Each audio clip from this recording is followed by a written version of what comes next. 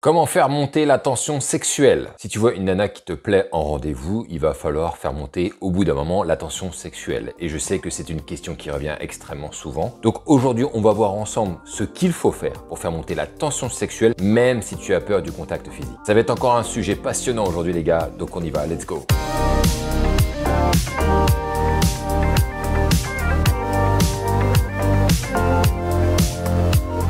En préambule, les gars, de cette vidéo, je veux que vous compreniez quelque chose de très clair, c'est qu'il n'y aura pas de formule magique. Il n'y aura pas non plus de poupées vaudou qui vont faire en sorte que vous allez arriver par un moyen détourné de la faire tomber subitement amoureuse de vous ou extrêmement excitée, chaude comme une chaudière, enfin n'importe quoi. Non, ce ne sera pas le cas dans cette vidéo parce que tout simplement, ça n'existe pas. Et comme tu le sais, tout ce que j'explique sur cette chaîne est le fruit de mon expérience. Donc tout ce que je vais t'expliquer aujourd'hui provient de mon expérience, ce qui veut dire que ça a été testé et approuvé par le jury. Salut, je m'appelle Brice, j'ai créé la chaîne La Séduction pour les Héros pour aider tous les hommes à faire des rencontres dans la vraie vie. Ça fait une dizaine d'années que j'ai découvert le monde de la séduction en abordant en rue, en bar, en club, dans les centres commerciaux, dans des salons professionnels et même aux États-Unis où j'ai été plusieurs fois pour m'entraîner. Donc si tu cherches des réponses à savoir comment on fait pour avoir des relations avec des femmes, je pense qu'ici, on est pas mal. Et si tu veux aller plus loin et te former à tout ça, eh bien, tu trouveras beaucoup de choses en description. Donc, vas-y maintenant.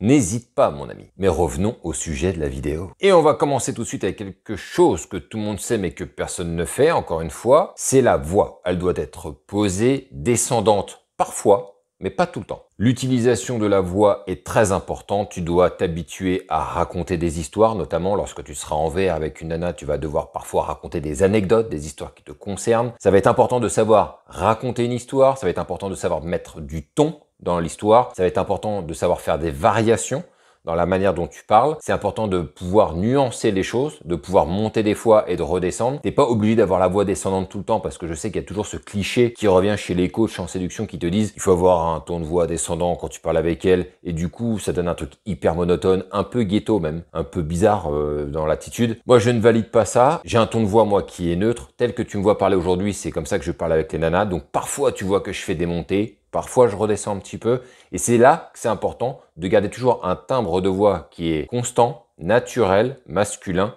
mais en même temps qui peut monter comme il peut descendre. Donc, il va falloir que tu apprennes à dynamiser la manière dont tu parles. Ensuite, c'est l'assurance. Il faut que tu sois calme, posé, mais ne surjoue pas l'assurance s'il te plaît, parce que sinon ça va se voir. En réalité, il faut avoir une certaine maîtrise de soi. Il faut que tu lui montres que tu as une maîtrise de toi-même et c'est ça qui va donner un indicateur hyper important à la nana comme quoi tu as de l'assurance. Et si tu ne te sens pas avoir de l'assurance, cache au moins le fait que tu sois quelqu'un qui soit un peu anxieux, peut-être qui manque d'assurance, qui croit pas en lui.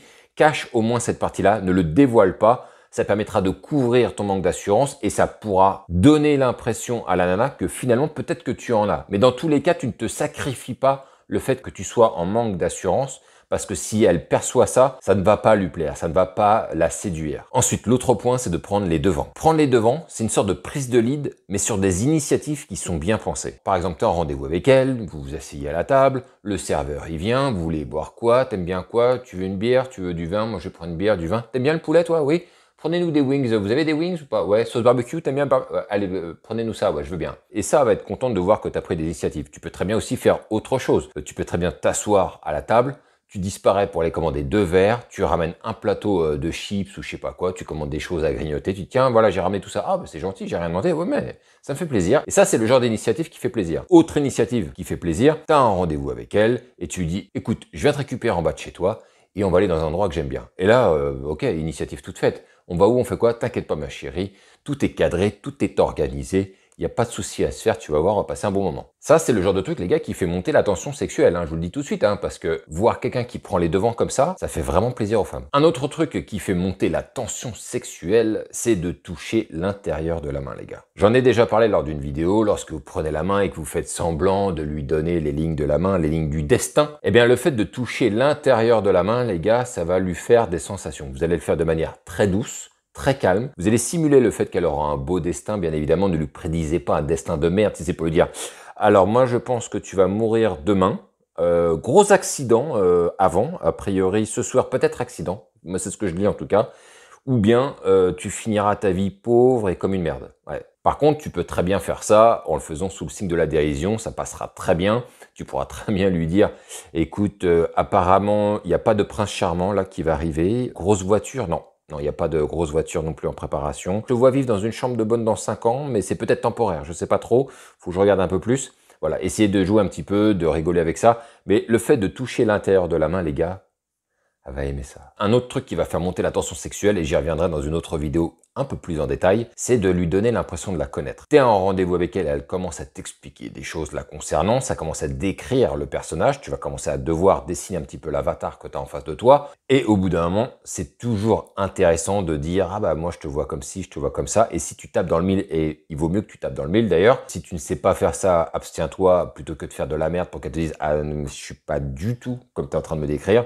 Alors là, ça veut dire que tu sais pas du tout analyser une personne et ça, c'est dommage pour toi, mais il va falloir travailler un peu le sujet. Mais si tu sais le faire et que tu arrives à bien la cerner et à comprendre des traits de son caractère importants, tu vas pouvoir lui donner cette impression-là en lui donnant un feedback, en lui expliquant qui elle est, en lui donnant des signes justement sur ton analyse, en disant « Ah, mais moi, je te vois comme si, ah bah je vois que tu es comme ça ». Et si tu tapes dans le mille, je peux te garantir que ça va faire monter la tension sexuelle parce que les femmes, elles adorent ça quand un mec, il est en train de les comprendre. Un autre truc qui fait grave monter la tension sexuelle, c'est quand tu expliques une situation dans laquelle tu t'es retrouvé dans la merde, mais dans laquelle tu t'es sorti. Ça, c'est garanti, les gars, c'est hyper sexy. Alors, quand tu racontes ce genre d'histoire, l'intérêt, quand même, c'est d'expliquer, oui, tu t'es retrouvé dans la merde, mais tu as réussi à trouver une issue. Si c'est pour raconter une histoire où il n'y a pas d'issue, tu vas juste te passer pour un loser. Hein. C'est pas ce qu'on veut. On veut quand même projeter la meilleure image de soi. Donc, essaie de trouver une histoire qui te concerne et n'invente pas, bien évidemment, si tu n'en as pas, bah, tu ne pourras pas le faire et il va falloir que tu vives d'autres expériences, beaucoup d'autres expériences.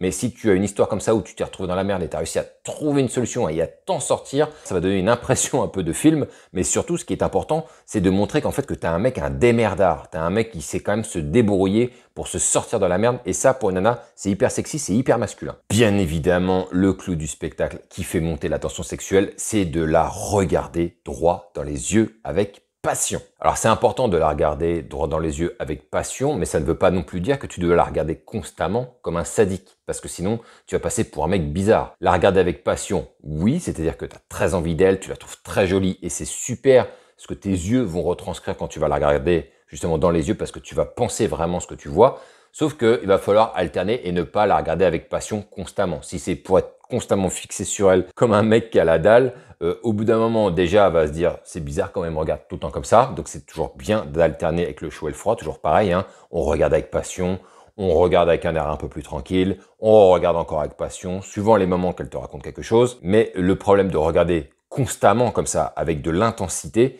fait qu'au bout d'un moment, elle va s'habituer. Au début, ça va lui faire un petit quelque chose. Oh, mais putain, il me regarde droit dans les yeux, là, il est en train de me bouffer du regard.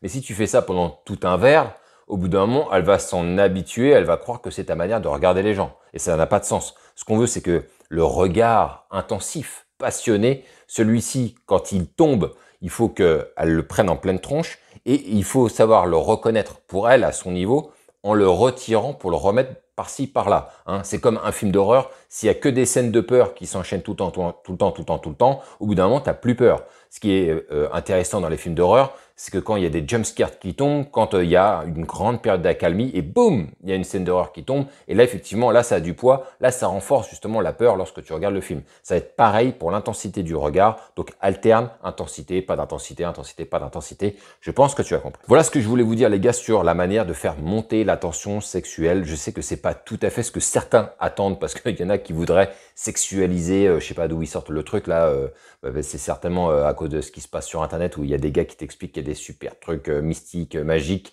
en les touchant par-ci, en les touchant par-là, un peu à la Majax, là, et qui fait que tout à coup, les nanas sont là, bon, vas-y, fais-moi l'amour. Non, ça ne se passe pas comme ça, les gars. Mets-moi un commentaire pour me dire ce que tu en as pensé. On se retrouve pour une prochaine vidéo. N'oublie pas de t'abonner, il y a des vidéos chaque semaine, et vive ce putain de game.